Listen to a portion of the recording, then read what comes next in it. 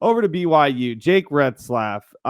This is not good for Provo. I feel sorry for the fans. You hate to see something like this happen, whether it's his fault or not. For the football program itself, it's not cool.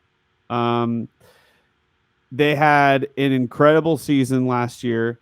They had a season that nobody thought they would have. Not even their own fans. Not even the super diehard fans would ever thought that they would go. What was it, 11-1? Um, they played an incredible season of football, and a lot of that had to do with Jake Retzlaff being the captain behind the center. And I have high hopes for him. I think you were saying that there was some rumors going around that he might end up on another Big 12 team. That's pretty wild. There is some rumors. Ready? There is some truth to that because he was facing a 6 to 7 game suspension, but he knows the Big 12 team's pretty good. So I'm not surprised if he stays in a Big 12. In fact, another K-State podcaster was talking about that. Yeah. So it's interesting. For BYU, this is a huge blow to the heart of the fans and just the whole culture down there. It's just you just hate to see it. It's just the way that it all went out. It's just kind of ugly, and it's putting a weird stain on a program that's it was a fun program to watch last year. But best of luck to Jake and whatever he does. He really put a beating on K-State for sure, and that's something that left a bad taste in my mouth when I was watching it. But the fans are diehard BYU fans. I'm sure they're going to bounce back just fine.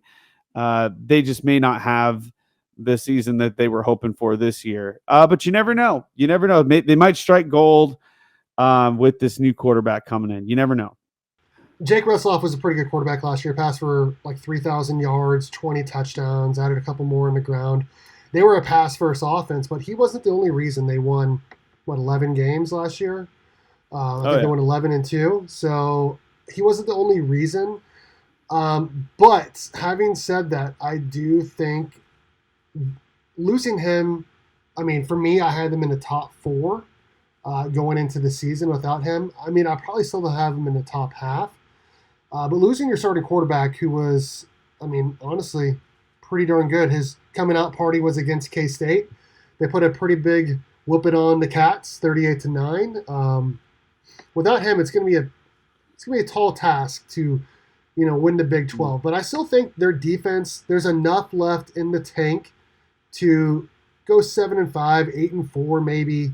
If they finish any higher than 8-4, I would be shocked. And I know they got some pretty good players coming in.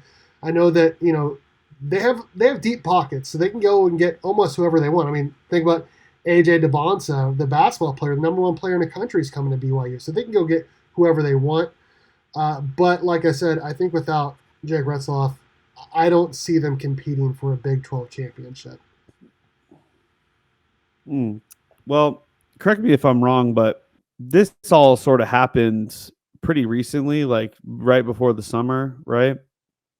So, that's not a whole lot of time. Now, of course, like you've got a depth chart for a reason because of injuries can happen at any moment or something could change out of the blue. But to give you guys a prime example of what happened last year when a starting quarterback was gone after the season, let me just point you to another team in Utah, the Utah Utes. They lost their starting quarterback, superstar, right off the bat. Are you comparing 2024 Utah to 2025 BYU? Did I just hear you say that? No. I'm pointing out that the importance of having your quarterback, that your veteran quarterback, when he's gone right before the season or, during this, like right at the beginning of the season, it really is tough to scrape together, because you got all the chemistry that you've built in the offseason and the previous season before that and all the practices. And then when something like this happens, it's just a huge bombshell right onto the team. Now, of course, I agree with a lot of what you said.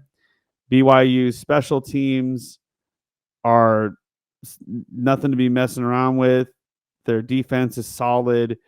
And they still have really strong pieces on their offense that can still be utilized really well.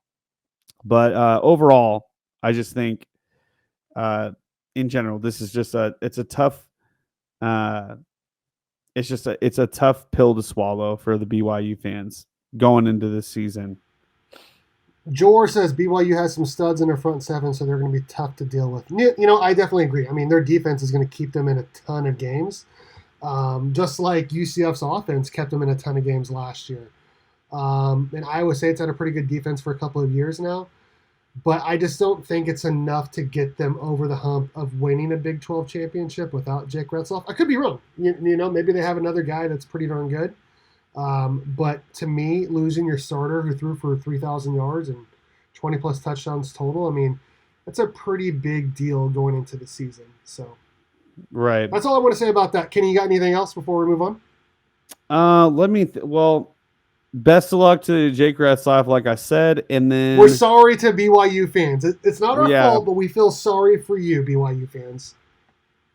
Yes, we always end up making apology videos, but this time it's not our fault.